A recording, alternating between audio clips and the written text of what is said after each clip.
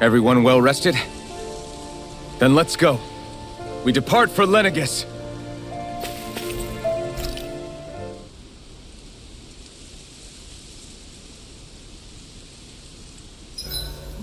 Huh? Why are you staring at me? Oh, we thought we'd turn the tables and critique your appearance for a change. It's not fair if we're the only ones subjected to it. What? Did you guys hear? Apparently, she found that dress of hers in some old ruins. Alphen, we haven't heard from you yet. Would you care to tell us your verdict? Sure, I guess. To be honest, when I first saw Shion in that dress, I Quit it! was absolutely captivated. Alright, I think that's enough fun for one day.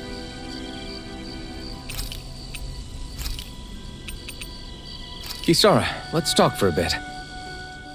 I've been thinking about what we discussed earlier.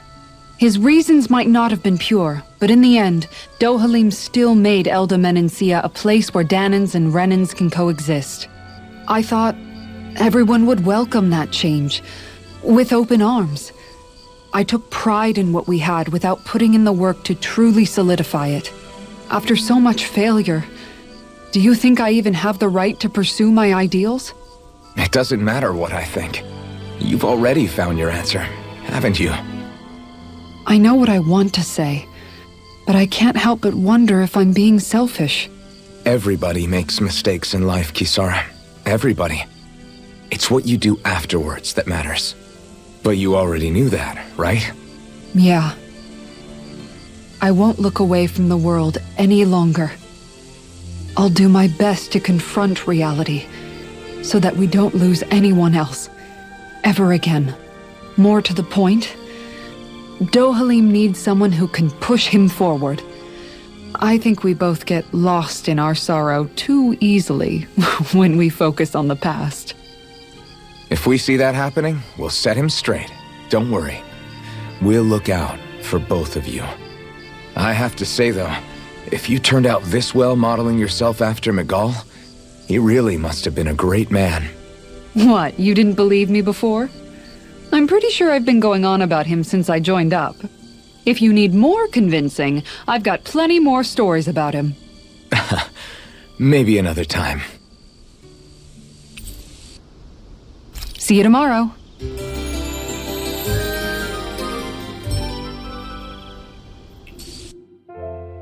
Rise and shine. We're almost ready to leave.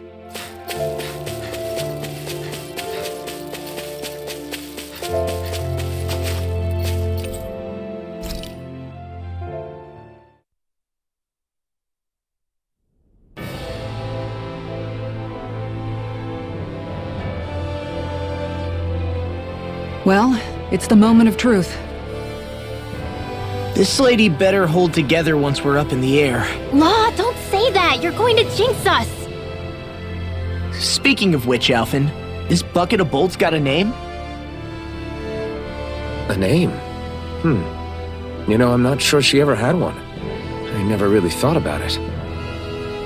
Well, after all the trouble we went through to find her, we should give her one, right? I was thinking something like... Fall Knights. Huh? It means owl in the ancient tongue. Literally, the one drawn to the skies.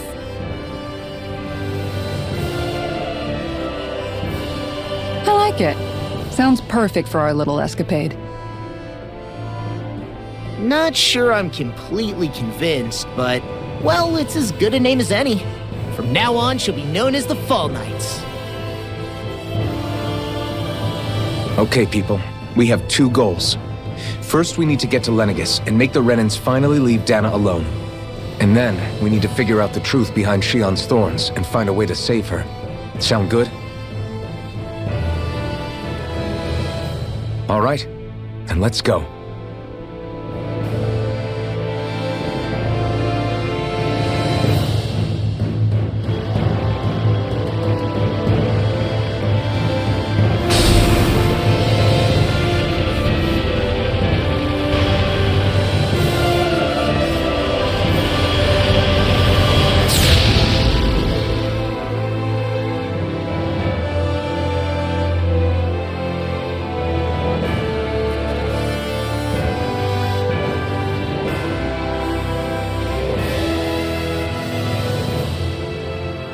You know, I can still hardly believe it. Believe what? I mean, just look at it. The whole of existence, crammed inside a tiny frame. Now that you mention it, I guess you're right. It does look more like a painting than a living, breathing world. From up here, all the struggles we've been through feel so insignificant.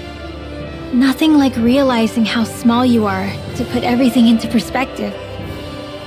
Kinda makes the differences between the Renans and the Danans feel pretty small too, huh? How much longer until we reach Lenegis? There are better ways to use your time than napping. We should take a moment to familiarize ourselves with the facilities on board before arrival. Good idea. The starship may end up serving as our base of operations once we're down there. Think you'll be all right with the controls? You mean the one set to automatic pilot? I dare say I'll manage. I'm basically just here to supervise. In that case, she's all yours. Everything okay, Shion? You seem a little different. Different? Like in a bad way different? No, not at all. You seem more driven lately, like you found a zest for life. It suits you.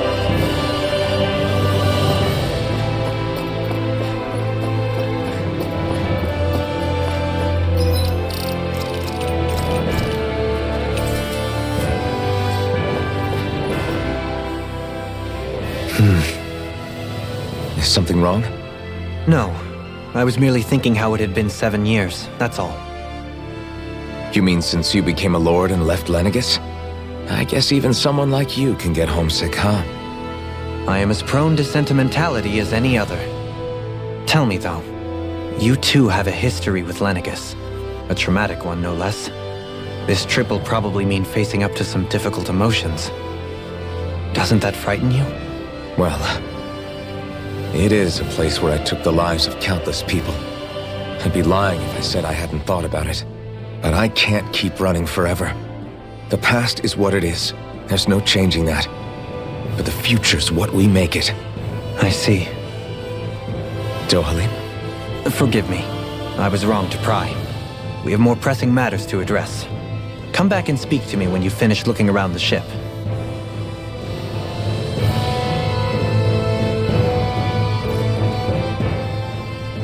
We'll be going to Lenegis soon. This must feel like a homecoming of sorts to you, huh? What was life on Lenegis like back then? You know, before you came to Dhana. Let's just say, I don't have many happy memories. I've had thorns my whole life, for as long as I can remember. They called it treatment, but in truth, they were just using me as a guinea pig for their research. You mean, they experimented on you? That's right. All I was to them was a riddle to solve. They poked and prodded me, trying to figure out what triggered my thorns or changed the form they took. Day in and day out, every single day, one test after another. I'm still surprised they didn't try to dissect me. The look they gave me whenever one of them touched my skin. How could I forget it? Reeling from the pain, like I was a monster or something. Some existence, huh? A blight on any I touched, helplessly complicit in their pain. I thought things couldn't get any worse, but then they did. I started to have nightmares, visions of the coming apocalypse. Is it any wonder I lacked a cheery disposition, unable to so much as touch another soul? Loneliness was my best friend. Sure, I survived, but with the knowledge that one day I'd be swallowed up by oblivion. And that's when it hit me. If I was going to die, then it should mean something. If I have to sacrifice myself to save the world, so be it. I'm sorry. I didn't mean to make you relive that. No, it's fine. I'm in a much better place now. You say it's your destiny to die so that others can live. But why not the other way around? Why shouldn't we be the ones dying to save you? Are you crazy? Why would you sacrifice your life for... That's exactly my point. Why should you have to give up your life just because you drew the short straw in the destiny stakes? How is that even right? It's that logic that's used to justify slavery, as if some of us were just meant to be sacrificed. This struggle was never about saving only ourselves. But that doesn't mean we have to give up our own lives to save everyone else's either.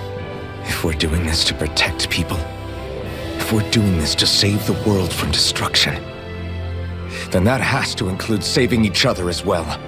A world free of sacrifice. That's what you've been fighting for all along, isn't it? Not just me. We're in this together, remember? This fight is yours too, Xion. If we're going to win, everyone has to win. There can be no room for losers in this fight. Now I see it, the true nature of our struggle. A victory without losers. But that means that a Dahnan victory over Rena can't be the end. Do you think we can pull it off? You bet we can pull it off. We have to. It's the only hope we have of things ever changing. Yeah, you're right. No one's ever changed the future without aiming for the stars. We can do this. Together.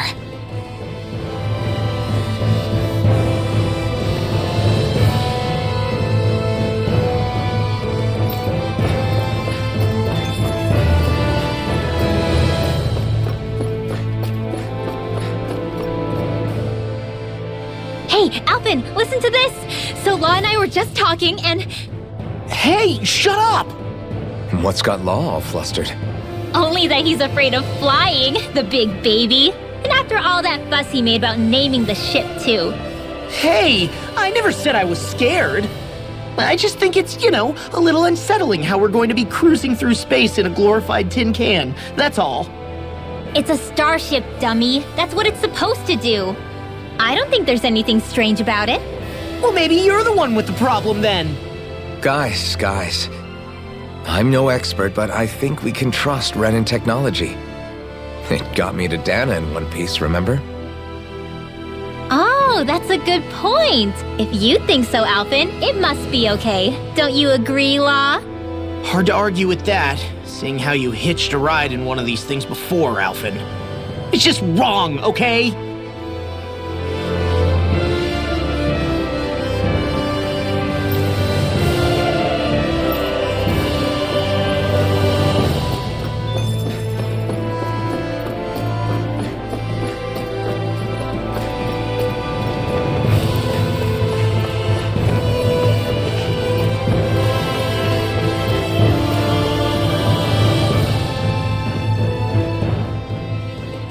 You okay? Feeling airsick? Actually, now that you mention it, not at all. These starships are a remarkably smooth ride, all things considered. Nothing like being at sea, thank goodness. Glad to hear it. That device there caught your eye, huh? I was just wondering what it is. It looks big enough to fit a person inside of it. It's a healing pod. It fixes injuries and illnesses. Oh, you don't say. That should definitely come in handy if any of us get injured while we're down there. Alphen? Was it something I said? No, I was just thinking back to when I escaped Lenegis, that's all. What with the ceremony and losing control, I was a total mess. Naori laid me inside here. So, you're saying you got in this thing straight after escaping? But that'd mean... you were inside for 300 years? Yes, it sounds crazy, I know. But don't even ask me why I stayed asleep all that time. That's definitely quite some lie-in, all right. But still, whether you meant to or not, I sure am glad that it's this century that you finally woke up in. What do you mean? With the amount of fighting we've done, we would have never made it this far without you. And not only that, but... Alphen, can you recall back to what it is that I said to you? Back when we left Menancia? About the dream of coexistence, and needing to learn what it entailed? Of course. That's why you came with us, right? To learn what you couldn't at home. Even in that time, I was well aware that what I was living was a lie. But at the same time, I also felt really compelled to fulfill my brother's wishes. I'll always remember him fondly. But the coexistence we're fighting for isn't for him. It's for people now, and those still to come. The world's bigger than just Menancia. My dream is for all Dahnans, wherever they might be, To be free. If I've learned anything on this journey, it's that. And the one who brought me along was you, Alphen. I'll forever be grateful to you. Well, we're not out of this forest just yet. You should probably save your thanks. At least, until we've dealt with the Red Woman. I know. But whatever we find when we get down there, I'm through looking the other way. Kisara. Probably getting a little ahead of myself, huh? Let's take things one step at a time.